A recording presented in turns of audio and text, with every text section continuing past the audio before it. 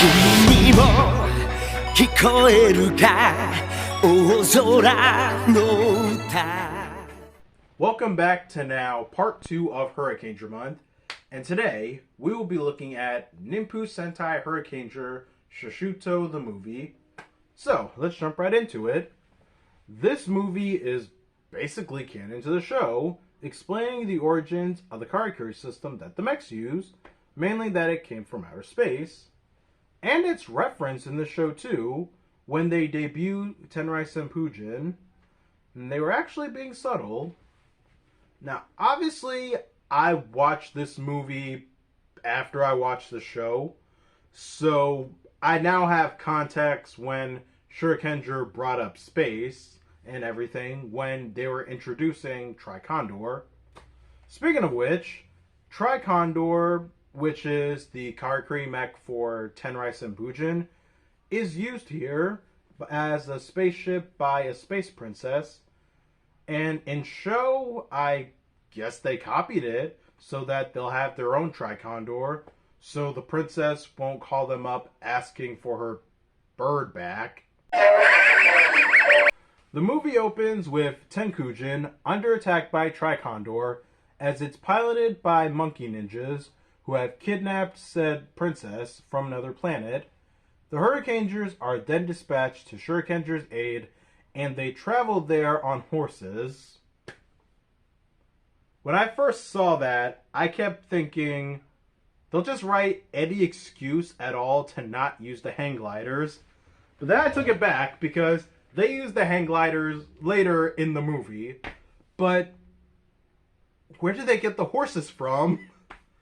Like, honest to God, like, obviously for the hang gliders, they could fly there to help out if they want to, but it's literally two mechs, like, flying and shooting at each other, so maybe they don't want to get shot at on hang gliders. But in that case, why don't they just use their own mechs? Where did the horses come from? Considering one episode, Ishu stole a cow, and yes, I'm dead serious, that did happen. Whatever farm they went to should really invest in security. And so, the princess too is a magical person. One, because she kisses the headmaster hamster, and he turns back into a human, which I called a cop-out immediately, because once she leaves, he's going to turn right back into a hamster, and I was right. I was ahead of this movie. It couldn't fool me. I saw this coming a mile away. My God, it's just, this movie was... No, wait, I'm not hating on the movie. I'm talking about that scene and that moment. I knew what was going to happen. It couldn't fool me. And apparently, too, if the princess was specifically burned to death, her corpse would make great material for an elixir to grant one immortality. Random, but okay. There are two things that I hate from the villains in this movie. It's one, the two monkey ninjas. The monkey ninjas. Okay, the two villains of the movie that we're focusing on, they were hired by Hurricanger, and then they double-crossed them, wanting the elixir of immortality for themselves. And they double-crossed them, and I guess do a ninja trick that freezes all of Hurricanger in place, including Tao's aunt. I don't think, if you're the main boss, that a move done by someone who should be below you should affect you. Because now I, the viewer, am asking, how powerful is he really if our heroes haven't beaten them yet? Like, oof. The second thing I don't like is that once the monkeys kidnap the princess again, they prepare to kill her in the most novelty way ever, lighten end of a rope and watch it reach the princess be burned alive on a cross. Shoot, this movie would literally be finished sooner if they just skipped all that, have her tied up on the cross, light her on fire, boom. But no, it has to be like an episode of Looney Tunes, but with more psychological torture. You lighten into the rope, then barrels explode because barrels gotta be there. But obviously towards the princess, maybe one's filled with gasoline and that'll burn her alive. I don't know, just... This movie would be over quicker if it didn't mistake itself for an old Western film. Ish. Surprised they didn't bother like tying her to like train tracks and letting a train kill her that way. And shoot, to me too, the only significance of that cross is that the Hurricangers come in to save her and the cross burns right behind them because thankfully there's no White Ranger this season.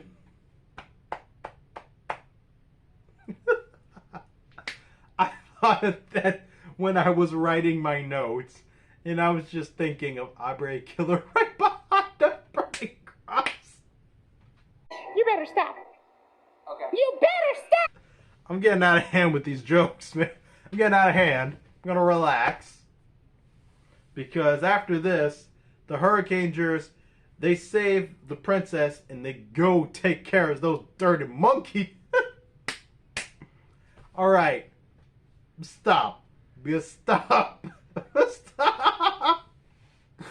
Alright. So, where was I? There's one funny thing, though, that happens. Not because of my fucked up mind. Here's what happens. When the Hurricangers... Well, first, I just mean Yosuke, Kota, and Nanami, because the Go Riders are dealing with, I guess, projections of the 7 spears that the monkey ninjas just created. But, oh yeah, Shurikenger's there too to deal with those clones. So, literally to go save the princess, it's just red, blue, and yellow. They use the hurricane wingers and conveniently just show up in the next scene.